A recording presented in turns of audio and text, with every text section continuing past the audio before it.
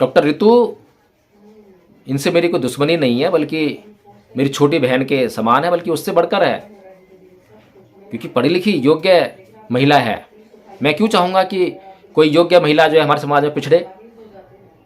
मैं तो समर्थन करना चाहता हूँ, भरपूर समर्थन करना चाहता हूँ, लेकिन सच्चा समर्थन, झूठा नहीं, दिखावा नहीं। मैं समझाने का काम करता हूँ कि भाई आप लोग जो हैं बुद्धिजीवी वर्ग से आते हैं, बुद्धिजीवी लोग हैं। संविधान में जो है संसद के 2 सदन हैं, एक लोकसभा कहलाता है, एक राज्यसभा कहलाता है। अंग्रेजी में एक को लोअर हाउस और दूसरे को अपर हाउस कहते हैं। जो लोकसभा है उसमें चुनाव लड़ने की कोई अहर्ता नहीं है, कोई शर्त नहीं है। अनपढ़ व्यक्ति भी चुनाव लड़ सकता है। इसका मतलब ये है कि समाज में जो बेरोजगार युवक हैं, जिनके पास रोजगार नहीं है, कोई काम धंधा नहीं है, तो उनको सामाजिक कार्यों में लगाओ, उनको नेता बनाओ, उनको बोलना सिखाओ, उनको मंच दो, उनको आर्थिक सहायता दो, ताकि वो बड़े नेता बन सकें, लोकसभा का चुनाव लड़ सकें और लोकसभा का चुनाव लड़के जो है लोकसभा में पहुंच सकें, विधानसभा का चुनाव लड़ें, विधायक बन सकें। जब बुद्धिजीवी वर्ग इन युवाओं को, बेरोजगार युवाओं को जो खाली घूम रहे हैं, जिनकी उम्र भी हो ली है, अब नौकरी की कोई संभावना नहीं है, लेकिन योग्यता आ गई है, पढ़ लिख गए हैं, या कोई अनपढ़ व्यक्ति भी जो कि बहुत अच्छा योग्य व्यक्ति है, बोलना जानता है, समझदार है, इनको जब सपोर्ट करके लोकसभा में भेजेंगे, सांसद बनाएंगे, विधानसभाओं में भेजेंगे, विधायक बनाएंगे, तो वहाँ से एक शक्ति पैदा होती है विधान परिषद में जाने की, एमएलसी बनने की, राज्यसभा में जाने की, राज्यसभा सांसद बनने की। और यहाँ पर कोई चुनाव नहीं लड़ना पड़ता, यहाँ पर जनता के बीच नहीं जाना पड़ता। ये अपर हाउस है, ये बौद्धिक लोगों का हाउस है, बौद्धिक लोगों का सदन है। यहाँ पर जो है समाज के बुद्धिजीवी वर्ग से आने वाले लोग जाते हैं। उदाहरण के लिए बताना चाहूँगा कि मान लीजिए लोकसभा में जो लोग हैं सभी अनपढ़ लोग चुनकर चले गए, नासमझ लोग चले गए। कोई बिल जो है उन्होंने गलती से पारित कर दिया, समझ में नहीं आ रहा था उनको, क्योंकि इतना समझ नहीं है, खाली बहुमत के आधार पर ही वहाँ पे बिल पास होना है, कानून पास होना है। पास हो गया, पास होने के बाद राज्यसभा के पास गया पास होने के लिए, वहाँ पर बुद्धिजीवी लोग हैं, उन्होंने उस बिल में, उस कानून में देखा कि बड़ी असंगति है, ये तो खतरनाक कानून है, या फिर देश के लिए हितकारी नहीं है, देश के लोगों का भला नहीं होगा। तो वो वहाँ पर जो है अपनी सलाह के साथ उस बिल को वापस लोकसभा का भेज देंगे और लोकसभा उस पर पुनर्विचार करके उनकी सलाह को देखकर, सोचकर, उसको सही करके फिर पारित करने का काम करेगी। इस तरह से संविधान के अंदर परम पूज्य बाबा साहब डॉक्टर भीमराव अंबेडकर ने बहुत ही सूझबूझ से जो संसदीय प्रणाली को अपनाया है, वो बहुत ही तरीके से अपनाया है। लेकिन इस बात को बहुजन समाज नहीं समझ पा रहा, बहुजन समाज के लोग नहीं समझ पा रहे। आरएसएस इस बात को समझती है और वो लगातार जो है इन सारी बातों पे काम कर रही है। अब ये जो मैं बातें बता रहा हूँ, समझा रहा हूँ, ये बातें बहुजन समाज को समझाने का काम इन बुद्धिजीवी लोगों को करना चाहिए, इन विद्वान लोगों को करना चाहिए। डॉक्टर रतनलाल जी हैं, महमूद पारचा जी हैं, डॉक्टर रितु जी हैं, लक्ष्मण यादव जी हैं। ये महमूद पारचा जी या रतनलाल जी, लक्ष्मण यादव जी, सभी के लिए मेरी ये सलाह है कि आप लोग इस बात को कहने से गुरेज मत करिए, डरिए मत कि राजनीति नहीं करेंगे। खुलकर कहिए कि हाँ राजनीति करेंगे, लेकिन राजनीति लोगों के लिए करेंगे, समाज के लिए करेंगे, अपने लिए नहीं करेंगे। तो अक्सर ये कहती नजर आती है कि मैं राजनीति नहीं कर रही हूँ। मैं डरते क्यों हो? राजनीति तो करना हमारा अधिकार है ना, हम इस देश के नागरिक हैं। जब हमें मौका मिलेगा राजनीति करने का तो राजनीति करेंगे नहीं क्या? क्यों नहीं करेंगे राजनीति? लेकिन अपने समाज का शोषण करके राजनीति नहीं करेंगे, अपने समाज से झूठ बोलकर राजनीति नहीं करेंगे, अपने समाज को गुमराह करके राजनीति नहीं करेंगे। जब हम सामाजिक आंदोलन करेंगे, जब हम समाज के लोगों को जगाने का काम करेंगे, जब समाज के लोग हमारे पीछे आने का काम करेंगे, जब हमें लगेगा कि हाँ अब समाज के लोग जाग गए हैं, अब वो मुझे वोट दे सकते हैं, राजनीति करने में क्या आफत है?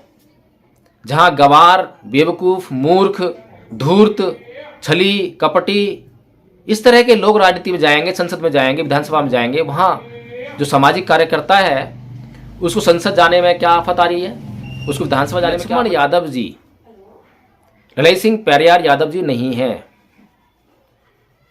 और उनकी जो साठगांठ है समाजवादी पार्टी से अक्सर देखी जाती रही है। तो बहुजन समाज के लोग जो अब परेशान हो गए हैं बहुजन समाज पार्टी से, बहन जी के तानाशाही रवैये से, तो ऐसे में जो है मौका ढूंढते हैं लोग। और स्वामी प्रसाद मौर्य जी एक तरफ लगे हुए हैं, दूसरी तरफ अब लक्ष्मण यादव जी लगे हुए हैं, और तीसरा एक और मोर्चा जो है वो संविधान बांटने वाले नकली भिक्खू सुमित रतन ने खोल रखा है। वो भी समाजवादी पार्टी में ही जाकर जो है कहीं ना कहीं लोगों को ले जाए। नौकरियों का सारा आंकड़ा प्रस्तुत होने पर भी वो ये चाह रहा है कि समानता का अधिकार स्थापित हो, समता का नहीं, समानता का अधिकार स्थापित हो, और समानता के आधार पर जो है आरक्षण व्यवस्था खत्म कर दी जाए। जय भीम, नमो बुद्धातियों। साथियों, आपने अक्सर लक्ष्मण यादव को लोहिया जी की बात करते हुए सुना होगा, और एक बहुत मशहूर डायलॉग तो आपको भी रट गया होगा कि जब सड़कें सुनसान हो जाती हैं तो संसद आवारा हो जाती है।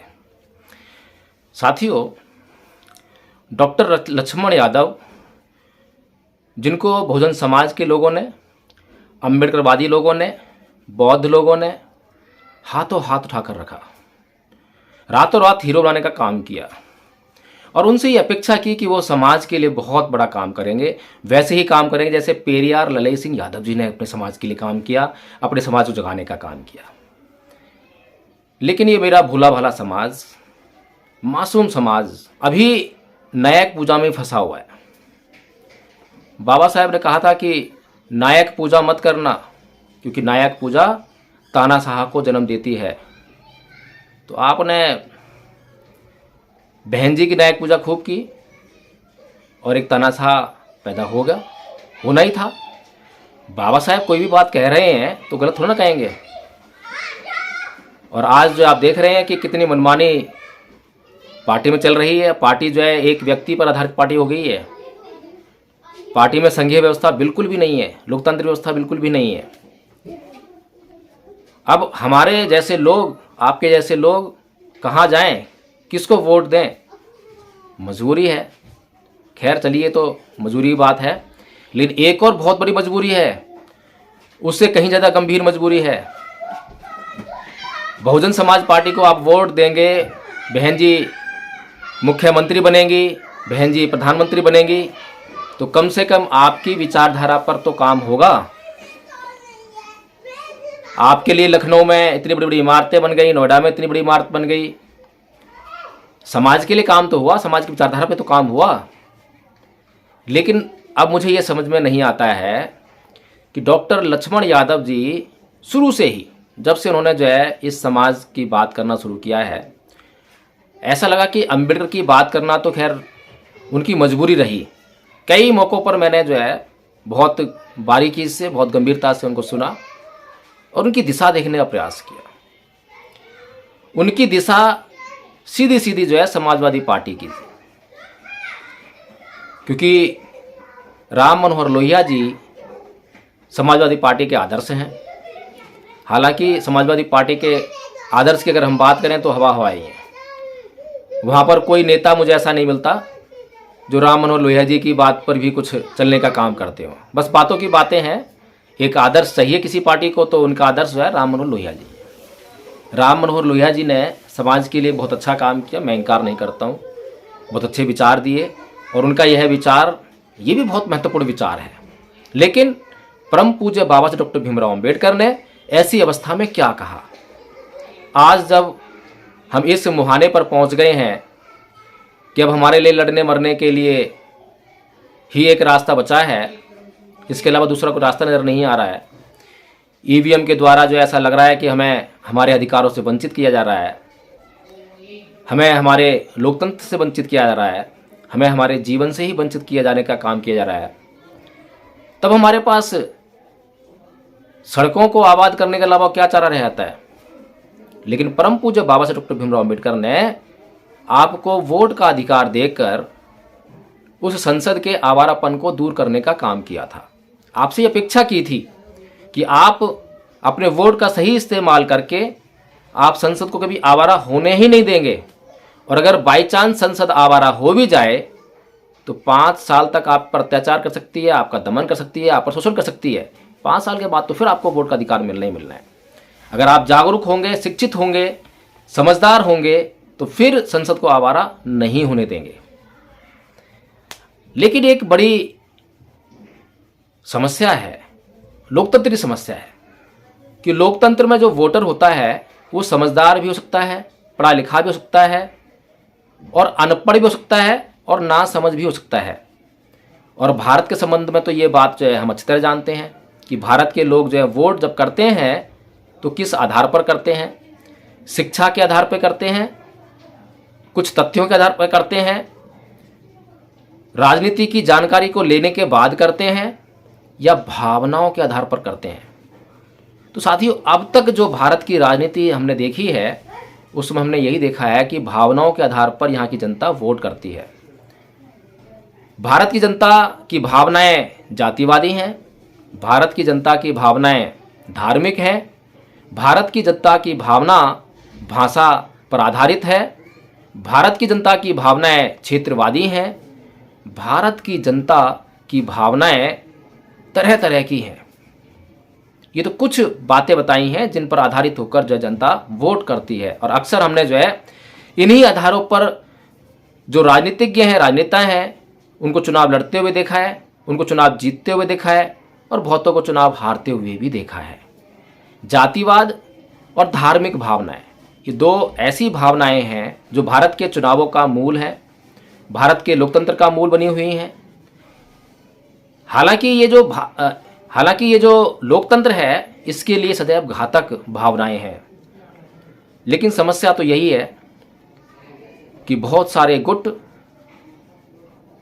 बहुत सारे समुदाय भारत में पाए जाते हैं जिनके अपने अपने हित हैं और एक समुदाय का हित दूसरे समुदाय के हित से विपरीत है। हर एक समुदाय जो है अपने लिए अधिकतम शक्ति चाहता है, राजनीतिक शक्ति, सामाजिक शक्ति, आर्थिक शक्ति, हर एक तरह की शक्ति जो है वो अपने पाले में इकट्ठा करना चाहता है। भाईचारे की भावना नदारद है, भाईचारे की भावना बिल्कुल नहीं पाई जाती। अगर भाईचारे की भावना होती तो गुट नहीं होते, समुदाय नहीं होते, जातियां नहीं होती, धार्मिक भावनाओं का इतनी प्रबलता नहीं होती। लेकिन अगर ये सब मौजूद है तो इसका मतलब ये है कि कहीं ना कहीं लोगों में भाईचारे की समस्या है, भाईचारे का अभाव है। मैं अक्सर कहता हूं कि सम्राट अशोक ने हथियार त्यागने के बाद भी अपनी सीमाएं, अपने राज्य की सीमाएं बढ़ाई। वो कैसे बढ़ाई? वो भाईचारे के कारण बढ़ाई। दूसरा राज्य जो निकटवर्ती राज्य है जिसकी सीमाएं भारत की सीमाओं से मिलती थीं, अशोक के राज्य की सीमा से मिलती थीं, उस राज्य में कभी भी कोई समस्या उत्पन्न हुई तो उस समस्या का निदान अगर सम्राट अशोक के पास है तो तुरंत ही वहां पर लेकर हाजिर, पहले से पहले। ऐसे ही अगर कोई समुदाय दूसरे समुदाय की समस्याओं को देखे, उनका निदान प्रस्तुत करने के लिए अगर उसके पास कुछ है तो उसको देखने का काम करे तो समस्या खत्म। भाईचारा इसी को कहते हैं। लेकिन यहां तो समस्या ये है कि एक वर्ग जो है लगातार अत्याचार सहन करने के लिए मजबूर है, लगातार सत्ता से दूर है, लगातार प्रशासन में जो नौकरियां हैं उनसे दूर है, आरक्षण के द्वारा जो उसको नौकरियां प्रदान की गई अभी तक उनकी व्यवस्था उसके लिए नहीं की गई है। लेकिन दूसरा वर्ग जो है उस पर और भी अत्याचार करने के लिए तैयार है, आमादा है, कर रहा है। नौकरियों का सारा आंकड़ा प्रस्तुत होने पर भी वो ये चाह रहा है कि समानता का अधिकार स्थापित हो, समता का नहीं, समानता का अधिकार स्थापित हो और समानता के आधार पर जो है आरक्षण व्यवस्था खत्म कर दी जाए और आर्थिक आधार पर जो है व्यवस्था लागू कर दी जाए। आरक्षण हो तो आर्थिक आधार पे हो। अब यहां पर जो है, और इसके अलावा संविधान का विरोध करने वाले भी लोग हैं, वो भी एक समुदाय है। तो कुल मिलाकर कहने का मतलब यही है साथियों, डॉक्टर लक्ष्मण यादव जी जब इस बहुजन समाज की भावनाओं को देखते हैं तो वो इस नतीजे पर पहुंचते हैं कि इस समाज की भावनाएं अंबेडकर से जुड़ी हुई हैं, बुद्ध से नहीं, अंबेडकर से जुड़ी हुई हैं। और इसीलिए उन्होंने जो है बाबा साहेब की बात करना शुरू कर दिया। आप उनके जो भाषण हैं, जो यूट्यूब पर वीडियोज़ हैं, उनको ध्यान से थोड़ा सा देखिए, पता लगेगा आपको जो है कि बाबा साहेब तो ये कह रहे हैं कि आपको वोट का अधिकार दिया गया है, आप उससे संसद का आवारापन दूर कीजिए।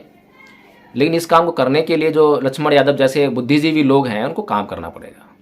उनको जो है जाकर लोगों को समझाना पड़ेगा कि कहाँ पर वोट दें।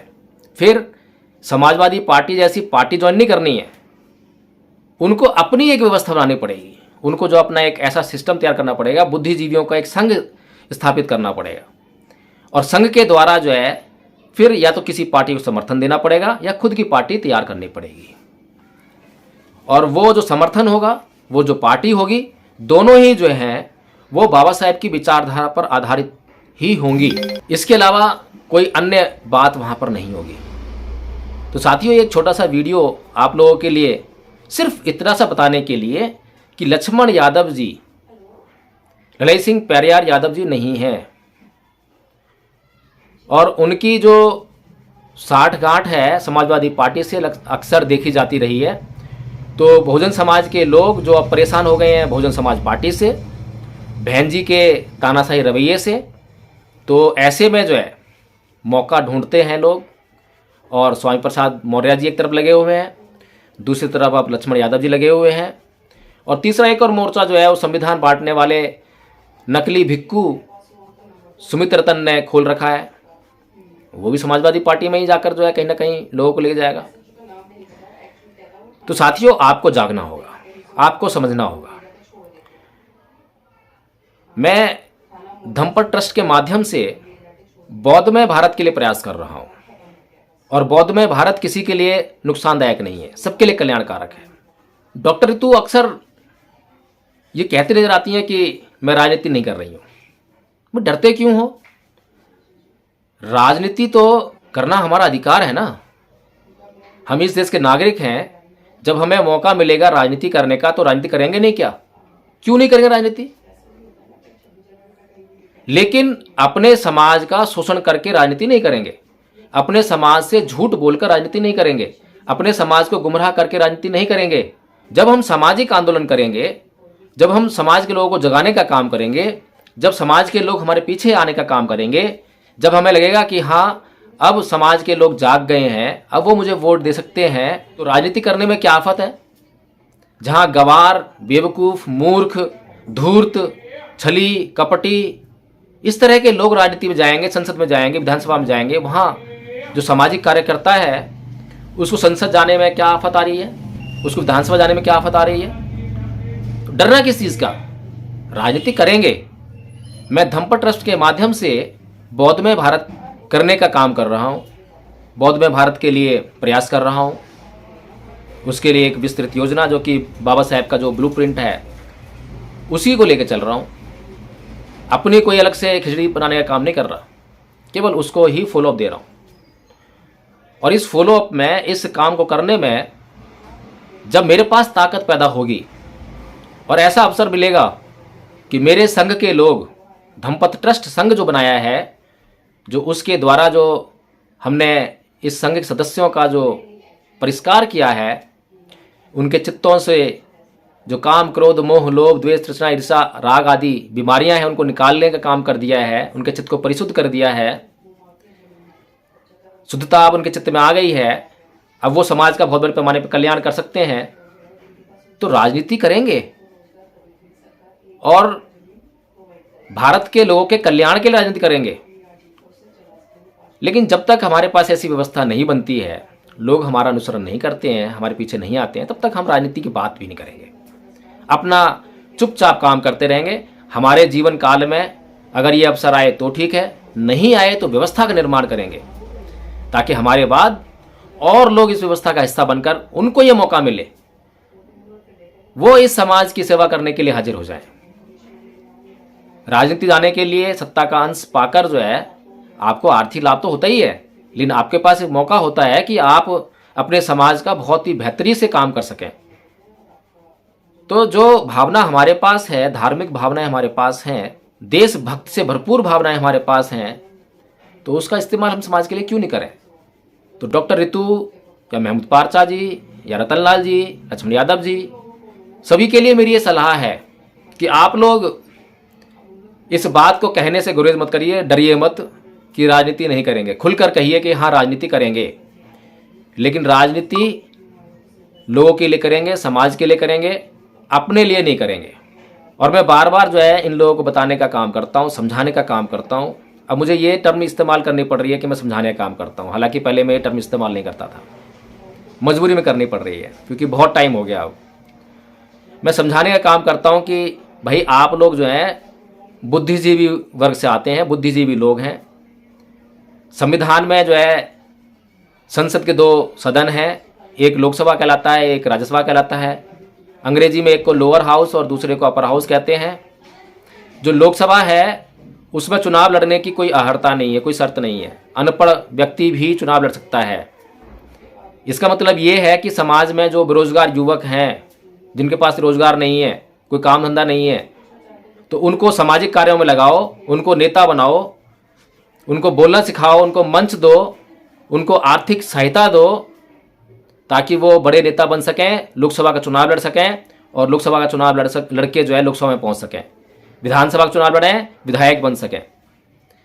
जब बुद्धिजीवी वर्ग इन युवाओं को, बेरोजगार युवाओं को जो खाली घूम रहे हैं, जिनकी उम्र भी हो ली है, अब नौकरी की कोई संभावना नहीं है लेकिन योग्यता आ गई है, पढ़ लिख गए हैं, या कोई अनपढ़ व्यक्ति भी जो कि बहुत अच्छा योग्य व्यक्ति है, बोलना जानता है, समझदार है, इनको जब सपोर्ट करके लोकसभा में भेजेंगे, सांसद बनाएंगे, विधानसभाओं में भेजेंगे, विधायक बनाएंगे, तो वहाँ से एक शक्ति पैदा होती है विधान परिषद में जाने की, एमएलसी बनने की, राज्यसभा में जाने की, राज्यसभा सांसद बनने की। और यहाँ पर कोई चुनाव नहीं लड़ना पड़ता, यहाँ पर जनता के बीच नहीं जाना पड़ता। ये अपर हाउस है, ये बौद्धिक लोगों का हाउस है, बौद्धिक लोगों का सदन है। यहाँ पर जो है समाज के बुद्धिजीवी वर्ग से आने वाले लोग जाते हैं। उदाहरण के लिए बताना चाहूँगा कि मान लीजिए लोकसभा में जो लोग हैं सभी अनपढ़ लोग चुनकर चले गए, नासमझ लोग चले गए। कोई बिल जो है उन्होंने गलती से पारित कर दिया, समझ में नहीं आ रहा था उनको, क्योंकि इतना समझ नहीं है, खाली बहुमत के आधार पर ही वहाँ पे बिल पास होना है, कानून पास होना है। पास हो गया, पास होने के बाद राज्यसभा के पास गया पास होने के लिए, वहाँ पर बुद्धिजीवी लोग हैं, उन्होंने उस बिल में, उस कानून में देखा कि बड़ी असंगति है, ये तो खतरनाक कानून है, या फिर देश के लिए हितकारी नहीं है, देश के लोगों का भला नहीं होगा, तो वो वहाँ पर अपनी सलाह के साथ उस बिल को वापस लोकसभा का भेज देंगे और लोकसभा उस पर पुनर्विचार करके उनकी सलाह को देखकर, सोचकर, उसको सही करके फिर पारित करने का काम करेगी। इस तरह से संविधान के अंदर परम पूज्य बाबा साहब डॉक्टर भीमराव अंबेडकर ने बहुत ही सूझबूझ से जो संसदीय प्रणाली को अपनाया है वो बहुत ही तरीके से अपनाया है। लेकिन इस बात को बहुजन समाज नहीं समझ पा रहा, बहुजन समाज के लोग नहीं समझ पा रहे। आरएसएस इस बात को समझती है और वो लगातार जो है इन सारी बातों पे काम कर रही है। अब ये जो मैं बातें बता रहा हूँ, समझा रहा हूँ, ये बातें बहुजन समाज को समझाने का काम इन बुद्धिजीवी लोगों को करना चाहिए, इन विद्वान लोगों को करना चाहिए। डॉक्टर तनलाल जी हैं, महमूद पारचा जी हैं, डॉक्टर रितु जी हैं, लक्ष्मण यादव जी हैं, ये इन लोगों का काम है। लेकिन अब मैं, क्योंकि एडवोकेट जय भीम प्रकाश कौन खेत की मूली है, कौन है भाई ये, इसका तो कोई नाम भी नहीं है, इसके फॉलोअर भी नहीं है, तो हम इसकी बात क्यों माने? अगर हमने इसकी बात मान ली, इसका नाम कहीं से ले दिया, इसको हमने जो है अपने साथ में ले लिया, अपने साथ में शामिल कर लिया, इसके साथ में मिलकर संघ की स्थापना कर ली, तो ये हीरो बन जाएगा, ये नेता बन जाएगा। अभी पहले से ही जो आपस में हमारे को एक दूसरे से नहीं बनती है। डॉक्टर रतनलाल जी को लक्ष्मण यादव पसंद नहीं है, लक्ष्मण यादव को डॉक्टर तनलाल पसंद नहीं है। एक दूसरे के कौन से किसके फॉलोअर ज़्यादा हैं, इस पर बहस चलती रहती है, ईर्ष्या चलती रहती है, एक और पैदा कर दें। ये समस्या जो है, क्योंकि हमारे चित्तों का परिष्कार नहीं हुआ, हमारे चित्त में स्वार्थ की भावनाएं लिप्त हैं, हमारे चित्त में समाज के प्रति समर्पण नहीं है, डेडिकेशन नहीं है, समाज के कल्याण की कोई भावना नहीं है। सिर्फ मेरा नाम कैसे हो, मेरे फॉलोअर्स कैसे बढ़े, और मुझे कौन बुला रहा है, मुझे मेरा नाम किसने लिया है, मेरे पीछे कितनी मीडिया है, मेरा कितने लोग इंटरव्यू ले रहे हैं, इन्हीं बातों पर फोकस है। और इन बातों से समाज का भला होने वाला नहीं है। तो साथियों, जाग जाओ, समझदार हो जाओ। मैं तो अपना काम कर रहा हूँ, बेशक तवज्जो मिले या ना मिले, कभी परवाह नहीं की है। ना कभी आपने देखा होगा कि मंच के लिए, माइक के लिए मैंने कभी किसी से कहा हो, मैंने जाकर कहा हो कि मुझे बोलना है, कभी नहीं कहता। डॉक्टर रितु के आंदोलन में मैं कई बार गया, बहुत बार गया, पहली बार केवल उन्होंने बोलने का मौका दिया और पहली बार जो दृष्टि प्रदान करने का काम किया, उसके बाद दोबारा मुझे कभी उन्होंने इनवाइट नहीं किया। लोगों ने, वहाँ सामने बैठे हुए लोगों ने कई बार बोला कि वकील साहब को बुलवाइए, अच्छा बोलते हैं, अच्छी बातें करते हैं, लेकिन नहीं, क्योंकि डॉक्टर रितु को भी यही पसंद है कि जो वहाँ पर खड़े होकर डॉक्टर रितु के बारे में उनकी तारीफ़ों के पुलिंदे बांधें, उनकी तारीफ़ें करें, उनको महान बताएं। उनको जो आंखें दिखाएगा तो उनकी आंखों में आंखों की किरकिरी बन जाएगा, उनकी आंखों में जो तिनका जैसे चुभता है वैसे वो तिनका बन जाएगा। तो साथियों, डॉक्टर रितु, इनसे मेरी कोई दुश्मनी नहीं है, बल्कि मेरी छोटी बहन के समान है, बल्कि उससे बढ़कर है, क्योंकि पढ़ी लिखी योग्य महिला है। मैं क्यों चाहूँगा कि कोई योग्य महिला जो है हमारे समाज में पिछड़े। मैं तो समर्थन करना चाहता हूँ, भरपूर समर्थन करना चाहता हूँ, लेकिन सच्चा समर्थन, झूठा नहीं, दिखावा नहीं। दिखावा करने से दूर। दिखावा यदि कोई कर सकता है तो वो भी समाज के हित में करे, समाज का कुछ भला हो रहा हो। अपना भला तो अपने आप हो जाएगा जब समाज का भला होगा। अगर हमने किसी समाज का कल्याण करने के लिए कोई व्यवस्था बनाई होती तो उस व्यवस्था के कारण समाज का भला होता, तो हमारा भी भला ही होता, क्योंकि हम भी समाज का ही हिस्सा हैं। साथियों, इसी हद पे अपनी बात समाप्त करूंगा और उम्मीद करूंगा कि डॉक्टर लक्ष्मण यदि यह वीडियो देख रहे हैं तो आगाह हो जाएं, समझदार बन जाएं।